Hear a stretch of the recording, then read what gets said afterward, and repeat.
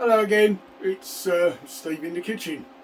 Today we did have a vote on I asked for 101 likes for a stew. For some reason we got to 100 and people backed off. But I'm going to do it anyway. I know everybody knows how to make a stew, but I said I would do it, so I'm going to do it. Alright, so I'm just waiting for the oil to heat up.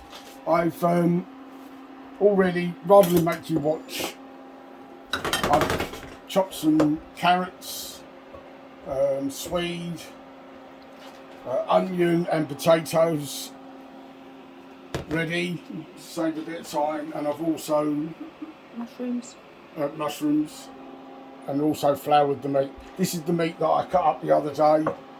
Some of you may have seen the video. Seasoned flour. As soon as this is warm, we'll go from there. Right, the oil's hot, so I'm now going to brown off the meat. Obviously, I'm using the fingers. Depending on how big the meat is, obviously, what you need to do is not overfill the pan. So I'm going to do that.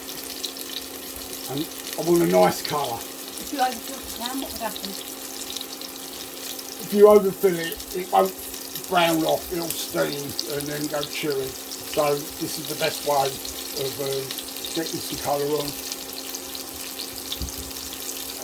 And we'll come back when that's done a bit more. Point. Okay, that's the meat browned off. Can I come and have a look? Yep, come and have a look. Okay, that looks like that's got a nice colour and crispy. So this is the second batch. That's with the flour. What I did was I fried off the first part, put it in a bowl with some paper, just to take the grease off of the meat, you know. And then what I like to do is I like to, with the vegetables, whatever vegetables you've got, always start with the hard ones first. And then you then fry those. I like to have a bit of colour on the vegetables. A lot of people don't bother, they just put it straight in. But this bit's down to personal preference. It's what my mum did. Right, there was some bits stuck onto the bottom of the pan, but as you've added the vegetables and they've started to release some juices, it's taken those lovely tasty bits off the bottom of the pan too. So another point to remember. There you go. It's not, it'll come off once. What we'll probably do is once these are fried off, and I've added the onions, mushrooms, garlic, and baby potatoes, we'll drain off any excess fat that's left. And then once we've added the stock and the bitter, those pieces will come off. It's my beer, but I'm not bitter about it. You believe that, you'll believe it.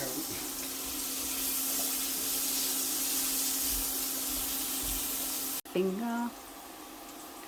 Okay, been browning these off for a few minutes. See, they're beginning to take colour. So now I'm going to add the onions.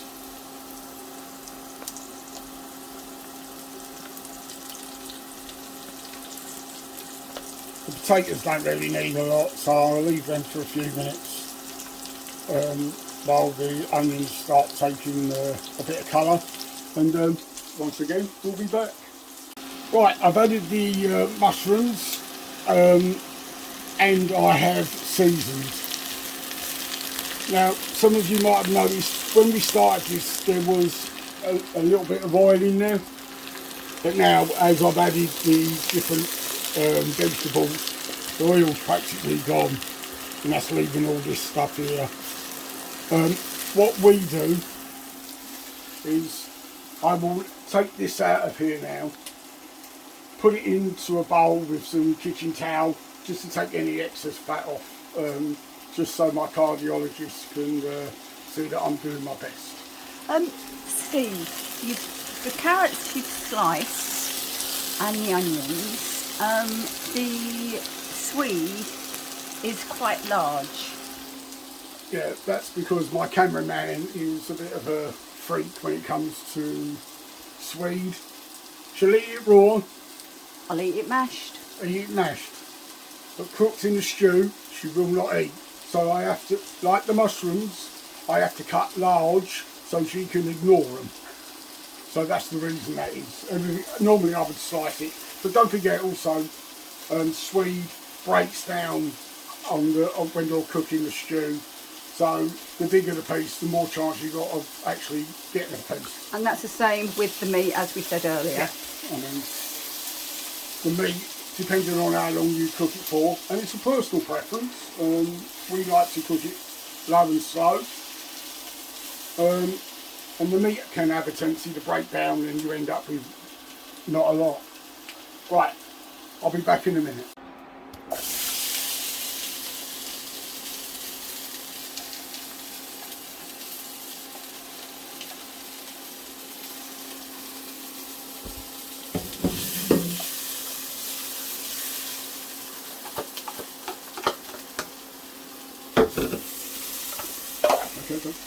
Okay.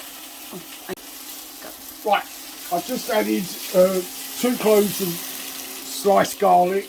I added them right at the end because basically we don't want it to burn and go bitter. So I have a tendency to put it in, just let it go for a minute, and then we'll add the stock. I'm now going to add the meat back in. I don't know about you though, for me it's good enough to eat.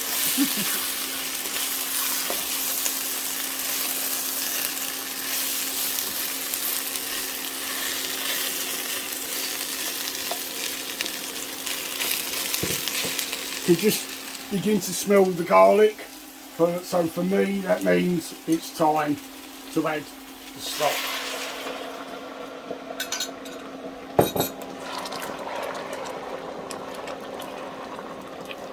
Right, when you put it on a high heat like this, it means it will take any of the, as James Martin calls them, gubbins, the stuck bits from the bottom of the pan, and they're all flavours. Whoever this James Martin bloke is, I don't know.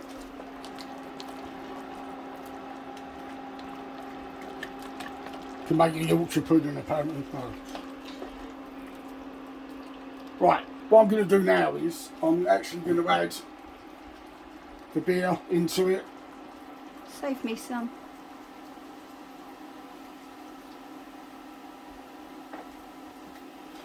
One for the, I'll leave some for the cameraman. Right, that's bubbling away. If you're worried about alcohol content, smells beautiful. Or was that you, darling? Oh, probably me. Smell like beer and gravy, lovely. Beer and winning. I can't think of any 2 better smells. I'm going to try and keep it clean today. Yeah. I think you failed.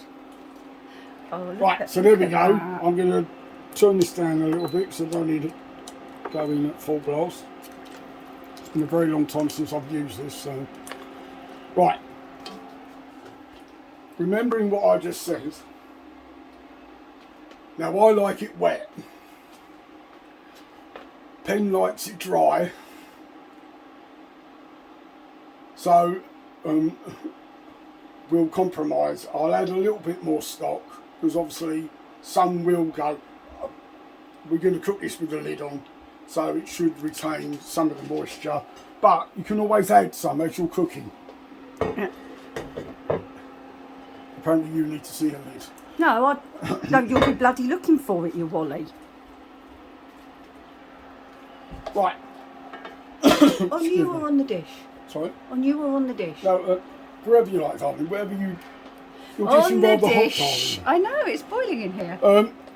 Right, I will be adding some Lea & Perrins and some seasoning, some mixed herbs. And there is a secret ingredient that I add that only I know about, so... But we'll find out later. Salt and pepper. I won't add any more. I've added some with the flour was seasoned. I've added some with the, as I've put in the different veg, I've added a little bit of salt and pepper. When it's cooked a bit later on, I'll have a taste and then add more seasoning in. For me, there ain't enough salt in there.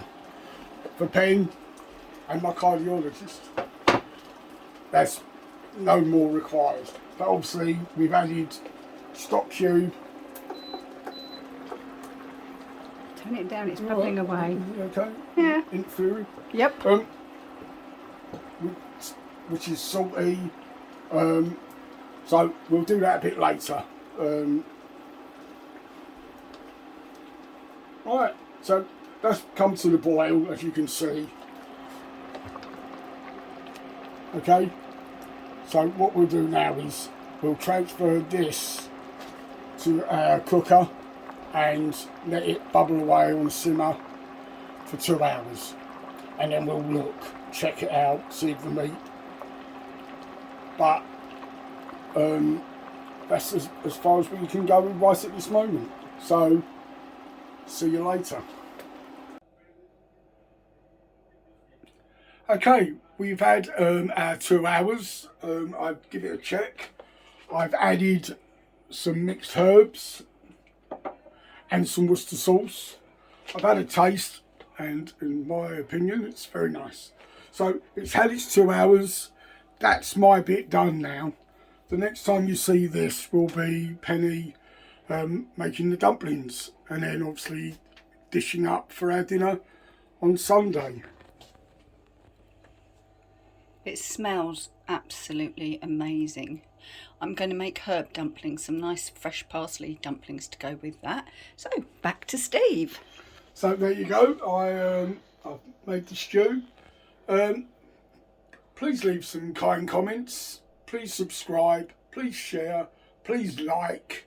And the more people that watch and like the video will encourage me to do more. And that's what it's all about. All right then. See you again soon.